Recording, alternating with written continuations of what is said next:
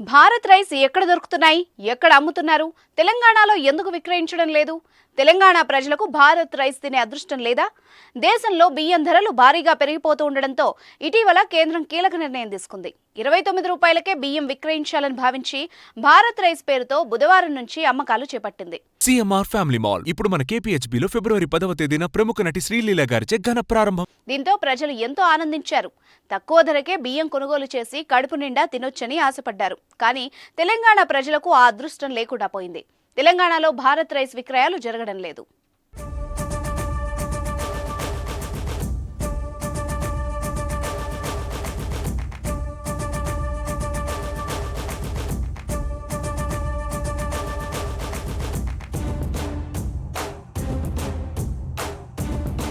గత కొంతకాలంగా బియ్యం ధరలు ఆకాశాన్ని అంటుతున్నాయి. బహిరంగ మార్కెట్లో కిలో సన్న బియ్యం 60 నుంచి 70 ఉంది. సామాన్య ప్రజలకు బియ్యపు ధరలు కొనడం పెను భారంగా మారింది. దీంతో భారత్ రైస్ ను కేంద్ర ప్రభుత్వం అమల్లోకి తీసుకొచ్చి 29 రూపాయలకే విక్రయిస్తూ ఉండడంతో సామాన్యులు ఎగబడుతున్నారు. భారత్ రైస్ ను ప్రస్తుతం 5 కేజీలు 10 కేజీల బ్యాగుల్లో విక్రయిస్తున్నారు. ఎన్ఏఎఫ్ఈడి, ఎన్సీసీఎఫ్ కేంద్రీయ భాండాగార్ రీటైల్ కేంద్రాలతో పాటు మొబైల్ అవుట్లెట్లలో కూడా బియ్యం లభిస్తున్నాయి. త్వరలో ఈ కామర్స్ సైట్లలో కూడా భారత్ రైస్ ను విక్రయించడానికి కేంద్ర ప్రభుత్వం సన్నాహాలు చేస్తోంది. ప్రస్తుతానికైతే అమెజాన్, ఫ్లిప్కార్ట్, జియోమార్ట్ వంటి ఈ కామర్స్ సైట్లోనూ భారత్ రైస్ అందుబాటులో లేదు. త్వరలో వచ్చే అవకాశం అయితే ఉంది.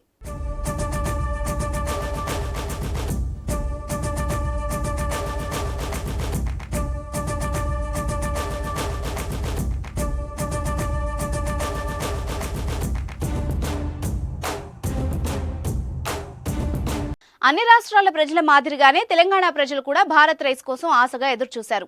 విక్రయాలు ప్రారంభమైన రోజే హైదరాబాద్లోని కోటిలోని కేంద్రీయ భాండార్ గన్ పార్క్ సమీపంలో ఎన్ఏఎఫ్ఈడి, సుల్తాన్ బజార్లో ఎన్సీసీఎఫ్ కేంద్రాలకు ప్రజలు పరుగులు తీయగా వాళ్లకి నిరాశ మిగిలింది. అక్కడ భారత్ రైస్ ను విక్రయించకపోవడంతో అసంతృప్తికి గురయ్యారు. ఇప్పటి వరకు రైస్ తెలంగాణకు చేరలేదు. వచ్చే అవకాశం కూడా లేదని అధికారులు చెబుతున్నారని వార్తలు వస్తున్నాయి. కేవలం పేదవారి కోసం 29 రూపాయలకే రైస్ ను అందుబాటులోకి తీసుకొచ్చారు. తెలంగాణలో పేదవారి సంఖ్య ఎక్కువ. పైగా ఇక్కడ ప్రజలు ఎక్కువగా రైస్ తింటారు. దీంతో రాష్ట్రంలో భారత్ రైస్ విక్రయిస్తే చాలా మంది ప్రజలకు లబ్ధి చేకూరనుంది.